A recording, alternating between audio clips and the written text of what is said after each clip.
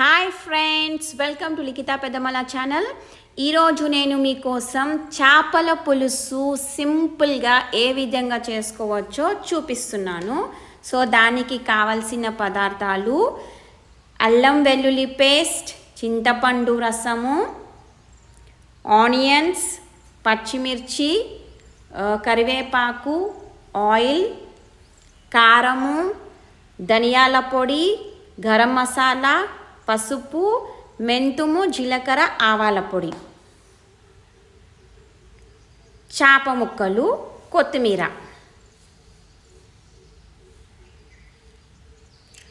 So నేను ఈరోజు మీకు చాలా సింపుల్గా ఏ విధంగా చేపల పులుసు చేసుకోవచ్చు అనేది చూపిస్తున్నాను. సో ఇప్పుడు మనము స్టవ్ మీద ఒక బాండీ పెట్టుకున్నాము. దాంట్లో ఒక 2-3 గంటల ఆయిల్ వేసుకున్నాను. వేసుకున్న తర్వాత ఆనియన్స్, పచ్చిమిర్చి, కరివేపాకు ఈ మూడింటిని వేసుకొని మంచిగా ఫ్రై చేసుకుంటున్నాను.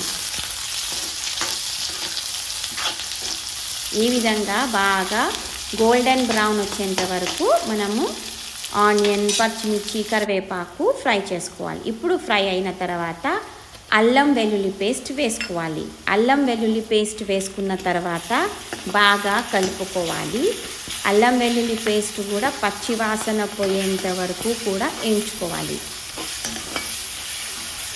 సో ఏ వంటకైనా సరే అల్లం వెల్లుల్లి పేస్ట్ అనేది పచ్చి వాసనతో ఉండకూడదు. ఫ్రై అయిన తర్వాత ఇప్పుడు నేను చింతపండు రసం వేసుకుంటున్నాను. చేపల పులుసులోకి చింతపండు కొద్దిగా ఎక్కువనే పడుతుంది, ఎందుకంటే మనం వండినప్పుడు పులుపు కొంచెం ఎక్కువ అనిపించవచ్చు, కానీ వండిన తర్వాత పులుపు సరిపోదు. సో కాబట్టి బాగానే ఒక పెద్ద సైజు నిమ్మకాయ అంతా చింతపండు తీసుకొని దాని రసం చేసి పెట్టుకోండి. ఇప్పుడు ఇలా మరిగిన తర్వాత ఇందులో నేను 1 గ్లాస్ వాటర్ పోసుకుంటున్నాను. నేను ఇక్కడ గ్రేవీ అంటే పులుసు బాగా పల్చగా కాకుండా చిక్కగా వచ్చేటట్టుగా చేసుకుంటున్నాను. సో మనకి పులుసు అనేది మరీ వాటరీగా బాగుండదు, అలాగని మరీ గట్టిగా బాగుండదు. సో మనకి కొద్దిగా గట్టిగా ఉంటేనే బాగుంటుంది. ఇప్పుడు నేను ఈ ఉడికిన వాటర్లో మనం తీసుకున్న గరం మసాలా, కారము, పసుపు అండ్ మెంతులు, ఆవాల, జీలకర్ర పొడి ఇవన్నీ కూడా వేసేసుకొని కలిపేసుకున్నాను. ఇప్పుడు మనం ఈ రసాన్ని బాగా మరగనిద్దాము. చూసారు కదా, ఈ విధంగా బాగా కలుపుకోవాలి. చూసారా, బాగా మరుగుతుంది ఎసురు. సో ఇప్పుడు బాగా మరిగిన తర్వాత ఇందులో చేప ముక్కల్ని వేసుకుందాము.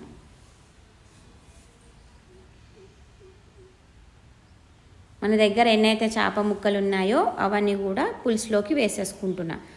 ఇందాక నేను కొన్ని ముక్కలు తీసి పక్కన పెట్టాను కదా, అది ఫిష్ ఫ్రై కోసమని పక్కకు తీసి పెట్టాను.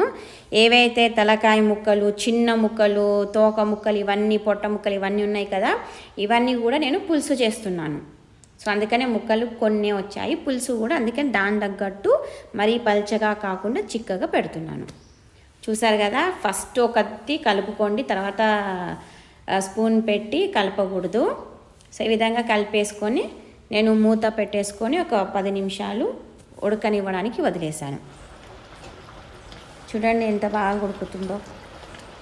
సో ఇప్పుడు లాస్ట్గా నేను కొద్దిగా కొత్తిమీర చల్లుకున్నాను.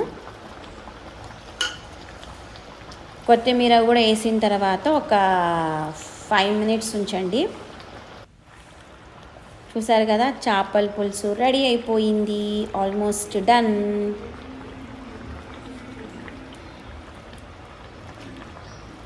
చూసారా, ఆయిల్ అంతా బయటికి వచ్చేసి బాగా కమ్మగా ఉడికింది. ఇది లాస్ట్. చూసారు కదా చేపల పులుసు ఏ విధంగా తయారైందో. ఇప్పుడు ఈ చేపల పులుసులోని మనం వేడి వేడి అన్నంలోకి వేసుకొని తిందాము. చేపల పులుసు రెడీ విత్ ఫిష్ ఫ్రై. చేపల ఫ్రై ఉంది, చేపల పులుసు ఉంది. చేపల ఫ్రై ముక్కలు చూసారు కదా, వేడి వేడి అన్నం వేసుకొని తింటూ ఉంటే ఆ టేస్ట్ ఎంత బాగుంటుందంటే. చేపల పులుసు అంటే ఇష్టం లేని వారు ఉంటారా అంటే మీరు నమ్ముతారా? ఉంటుండొచ్చు, కొందరు ఉంటారు. కానీ నా కూతురికి చేపల పులుసు నచ్చదు, తను చేప ఫ్రైయే తింటుంది కాబట్టి పులుసు కొద్దిగా పెట్టి ఫ్రై ఎక్కువ చేశాను. నిజంగా అండి మీరు నమ్మరు, చేపల పులుసు ఎక్సలెంట్ అంటే ఎక్సలెంట్గా ఉందండి. చూసారా చేపల పులుసు సింపుల్గా ఏ విధంగా చేసుకోవచ్చో మీకు చూపించాను.